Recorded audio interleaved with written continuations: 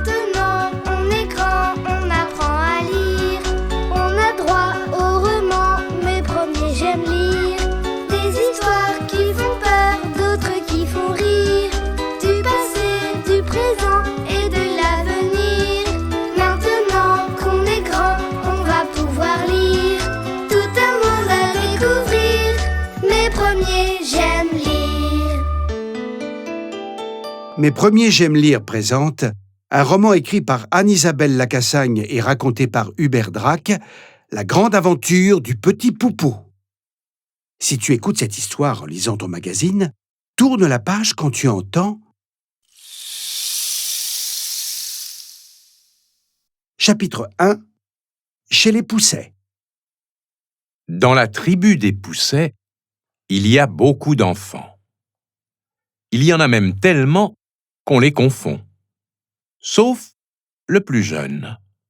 Lui, on l'appelle le petit Poupou. Il est si chou, si coquin. Il est aussi drôlement malin et curieux. Il se glisse partout, il sait toujours tout. La tribu des Poussets vit dans un joli village au cœur d'une forêt. Un jour, les Poussets s'aperçoivent qu'ils n'ont plus grand-chose à manger. Les adultes disent alors « Nous sommes trop nombreux ici.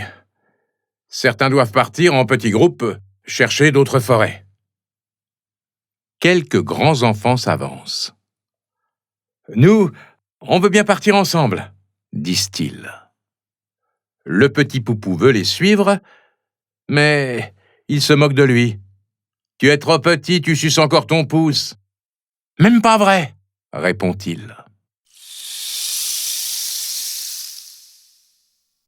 Le petit Poupou se serre contre sa grande sœur Pouline et chuchote « Emmène-moi ». Sa sœur sourit et lui répond tout doucement « Cache-toi et suis-nous ». Le jour du départ arrive. Avant de dire au revoir aux enfants, les parents Poussets leur donnent un dernier conseil. Surtout, soyez prudents et ne vous faites pas remarquer. Les forêts appartiennent aux ogres. Ils n'aiment pas qu'on s'y promène. Enfin, le petit groupe s'éloigne. Bien caché derrière les arbres, le petit Poupou le suit. Les enfants Poussets traversent la forêt. Ils grimpent le long des collines et sautent par-dessus les trous. Au loin, ils aperçoivent une autre forêt. L'un après l'autre, ils se laissent glisser jusqu'à elle. Quel bel endroit! Il y a un joli coin pour s'installer et assez à manger. C'est alors que le petit Poupou se montre. À part Pouline, tout le monde soupire. « Mais qu'est-ce que tu fais là ?» Heureusement, la forêt est si belle qu'on oublie vite le petit Poupou. Chapitre 2 La forêt de l'ogre. Le soir, les enfants Poussets chantent et dansent. Le petit Poupou proteste. « Attention aux ogres! Faites moins de bruit !» Mais personne ne l'écoute. Les jours suivants, en se promenant, les enfants mettent de jolis cailloux blancs sur les sentiers pour marquer leur chemin. Le petit Poupou leur rappelle « Attention, ne laissez pas de traces !» Mais personne ne l'écoute.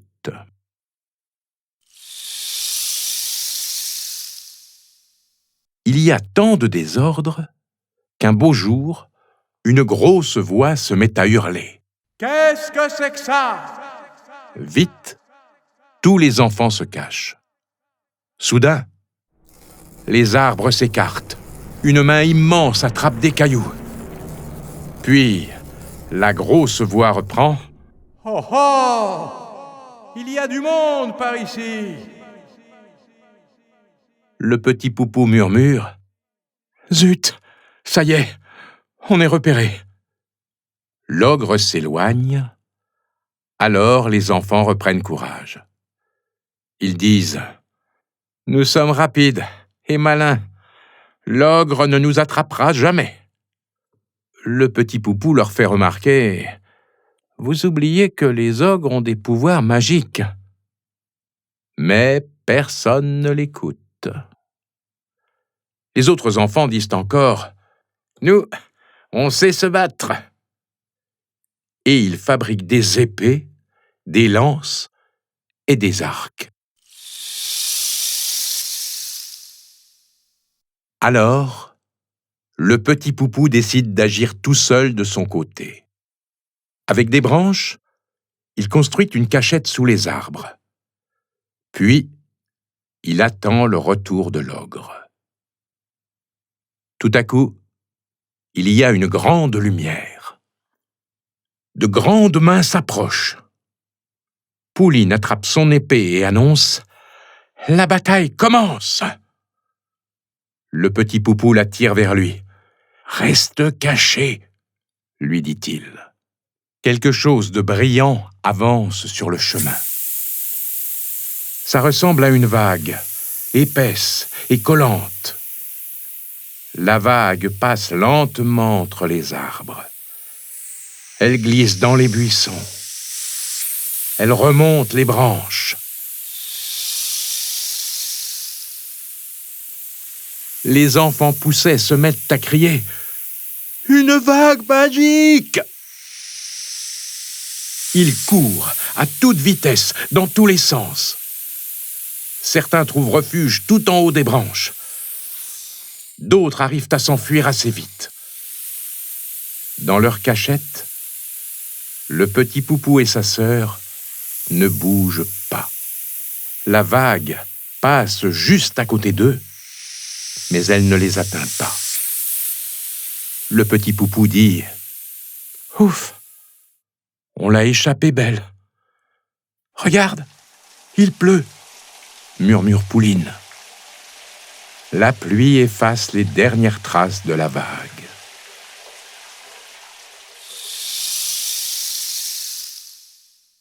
Chapitre 3. Dans la famille ogre. Quand la pluie s'arrête, les deux enfants sortent de leur cachette. Alors, ils aperçoivent quelque chose d'effrayant. Un immense râteau. Il est tenu par la main de l'ogre qui parcourt la forêt, ratissant chaque allée. Le râteau se rapproche. Comment lui échapper ? Le petit Poupou dit à sa sœur « Quand le râteau arrivera à côté de nous, on grimpera tout en haut. »« Tu es zinzin !» dit Pouline. « Fais-moi confiance !» reprend-il. Alors, au lieu de courir, tous les deux suivent des yeux le grand râteau. Puis, hop, ils s'envolent avec lui. Quand le râteau se pose, le petit Poupou et sa sœur redescendent à toute vitesse. Ils sont dans un désert. Tout est lisse. Tout est blanc. Au loin, il y a un petit ogre. Il paraît immense. Assis sur un tabouret, le petit ogre suce son pouce en passant sa main dans ses cheveux. Le petit Poupou dit à sa sœur « La voilà, notre forêt, les cheveux de cet enfant ogre. »